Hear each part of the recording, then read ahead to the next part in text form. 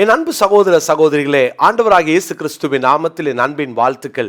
இன்றைய முத்து எனும் இந்த சிறிய தியானத்தின் மூலமாய் கர்த்தர் நம்மோடு கூட பேசுவாராக.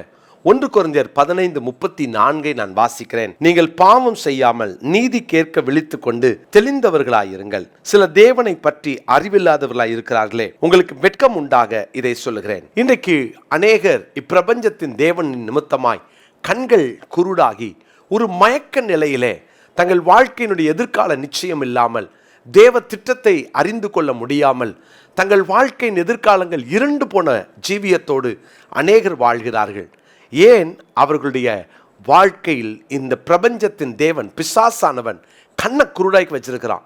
ஆனால் தேவ ஜனங்களுக்குள்ளாக அந்த அனுபவம் மாற வேண்டும். நம்முடைய அனுபவம் என்ன? நாம் தெளிந்தவர்களாக, விழித்திருக்கிறவர்களாக கர்த்தர் நம்மை மாற்றுவாராக. பிரியமான கர்த்தருடைய பிள்ளைகளே, விழித்து தெளிந்து இருக்க வேண்டும். எதிலே தெளிவு இருக்க வேண்டும்? நான் இன்றைக்கு லூக்கா சுவிசேஷத்தின் 11ஆம் அதிகாரத்திலிருந்து ஒரு வசனத்தை உங்களுக்கு நான் சுட்டி காட்ட விரும்புகிறேன். 34வது வசனம். லூக்கா 11:34. கண்ணானது சரீரத்தின் விளக்காய் இருக்கிறது. உன் கண் தெளிவாயிருந்தால் உன் சரீரம் முழுவதும் வெளிச்சமாயிருக்கும். உன் கண் கெட்டதாயிருந்தால் உன் சரீரம் முழுவதும் இருளாயிருக்கும். உன் கண் தெளிவாய் இருக்க வேண்டும். கண்களிலே தெளிவு, நம்முடைய பார்வையிலே தெளிவு. கண் தெளிவா இருந்தா நிச்சயமா நம்ம மயக்க நிலைக்கு போக மாட்டோம். மயங்குகிறவர்களுடைய கண்களை பாருங்களேன், அவங்க எப்போதும் அந்த கண்ணு சொருகி போயிருக்கும். கண் சொருகி அவர்களுடைய கண்களே கண்டுபிடிச்சிடலாம் அவங்க மயக்க நிலைமையில் இருக்காங்கன்னு. மயக்க நிலைமையில் இருக்கிறவங்களால கண்களை விழித்து பார்க்க முடியாது, கண்களை விரிச்சு பார்க்க முடியாது. அன்பு தேவனுடைய பிள்ளைகளே, உங்கள் கண் தெளிவா இருக்குதா? ஒருவேளை சரீர பிரகாரமான உங்க கண் தெளிவா இருக்கலாம், ஆனால் நம்முடைய மனக்கண் எப்படி இருக்கு? நேற்று நம்ம பார்த்தோம் இல்லையா, 2 கொரிந்தியர் 4:4 இப்பிரபஞ்சத்தின் தேவனானவன் இந்த மகிமையான சுவிசேஷத்தின் வெளிச்சம் உங்கள் கண்களை பிரகாசமா இராதபடிக்கு கண்களை குருடாக்கி விட்டான். கண்கள் குருட்டாக்கப்பட்ட அந்த நிலைமையில அந்த விஷன் போயிரும், பார்வை மங்கிரும், அந்த தெளிவு இல்லாம போயிரும்.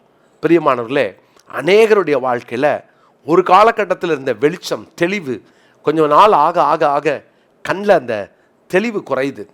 கண்களிலே தெளிவு எதை குறிக்கிறது தெரியுமா? நமக்கு தேவன் கொடுத்திருக்கிற தரிசனத்தில் கொஞ்சம் கொஞ்சமாக ஒரு மங்கின நிலைமைக்கு வருகிறோம். நம்முடைய தரிசனத்தில் தெளிவில்லாமல் போகிறது. ஆண்டவர் எனக்கு வச்சிருக்கிற தரிசனம்னு சொல்லி ஓடின நம்முடைய ஓட்டம் கொஞ்ச நாள் கழித்து பார்த்தோன்னா அந்த ஓட்டத்தில் ஒரு தாறுமாறு, அந்த ஓட்டத்தில் ஒரு தடுமாற்றம், அந்த ஓட்டத்தில் ஒரு தெளிவற்ற ஓட்டம், நிச்சயமற்ற ஓட்டம்.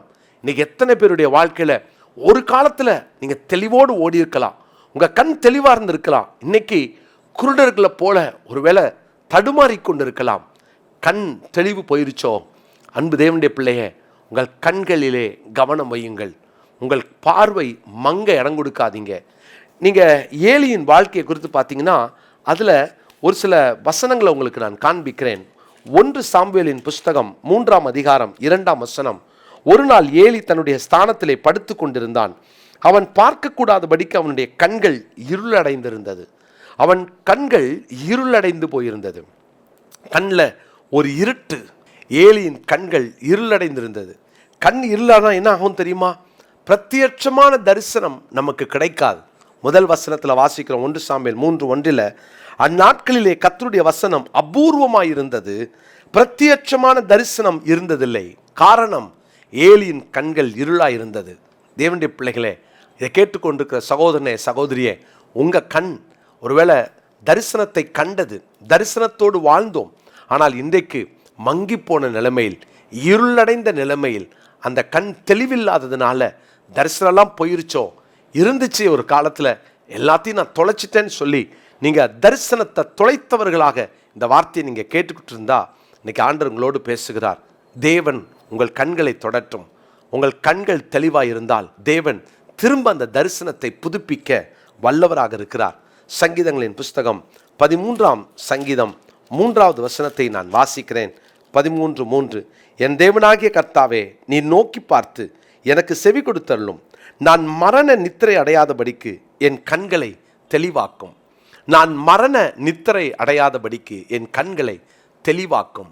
தரிசனம் போயிருச்சுன்னா, நம்முடைய விஷன் போயிருச்சுன்னா, அதாவது தேவன் எனக்கு கொடுத்த தீர்க்கமான தரிசனம் நான் அதை இழந்து விட்டால், தரிசனத்தை நோக்கி போயிட்டு இருந்த என்னுடைய கால்கள், தரிசனத்தையே பார்த்து கொண்டிருந்த என்னுடைய கண்கள் ஒருவேளை இருளடைந்து விட்டால் நிச்சயமாகவே மரண நித்திரை அடைவோம்.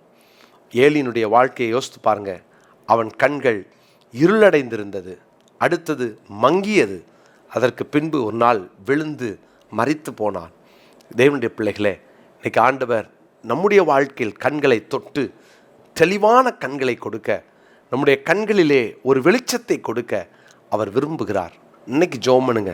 திரும்ப அந்த தரிசனத்தை புதுப்பிக்க என்னை ஒப்பு கொடுக்கிறேன்னு சொல்லுங்க. கர்த்தர் இந்த வார்த்தை கேட்கிற ஒவ்வொருவருடைய கண்களையும் தொடுவாராக. இன்னைக்குரிய மனப்பாட வசனமாய் சங்கீதம் 13:3 குறித்து கொள்ளுங்கள். 13ஆம் சங்கீதம் 3ஆம் வசனம். ஜெபம் இல்லாமா? தகப்பனே, எங்கள் கண்களை தெளிவாக்கும்.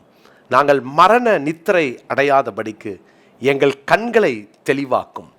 பல நேரங்களிலே எங்கள் கண்களிலே ஒளி மங்குகிறது, இருளடைகிறது. ஆண்டவரே, எங்கள் கண்கள் அன்றே மங்கிப்போன ஒரு நிலைமைக்குள் வருகிறது.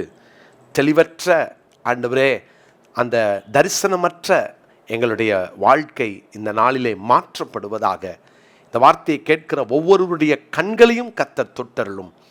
நீர் தொடர்ந்து உம்முடைய பிள்ளைகளுடைய கண்களை தொட்டு தெளிவான தரிசனத்தை காண்கிற கண்களாய் மாற்றி அருளும். அர்ப்பணிக்கிறோம். உம்முடைய நாமம் மகிமைப்படட்டும்.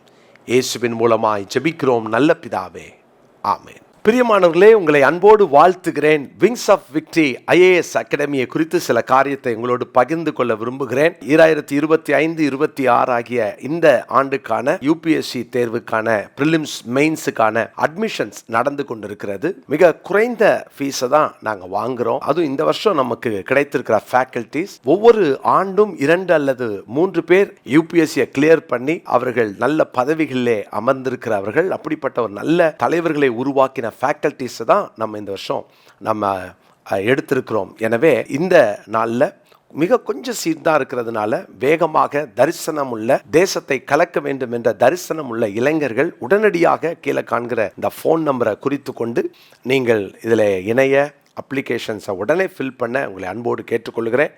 முதல்ல வரவங்க அப்ளிகேஷன் போடுறவங்களுக்கு மட்டும்தான் நம்ம ஹாஸ்டல் ஃபெசிலிட்டியை தர முடியும். மற்றபடி நீங்கள் வந்து டே ஸ்காலராகவும் வந்து படித்து போகலாம். எனவே இந்த ஆண்டு உங்களுக்கு ஒரு பெரிய வாசலை ஆண்டவர் தந்திருக்கிறார். பயன்படுத்தி கொள்ளுங்கள். கர்த்தர் உங்களை ஆசீர்வதிப்பார்.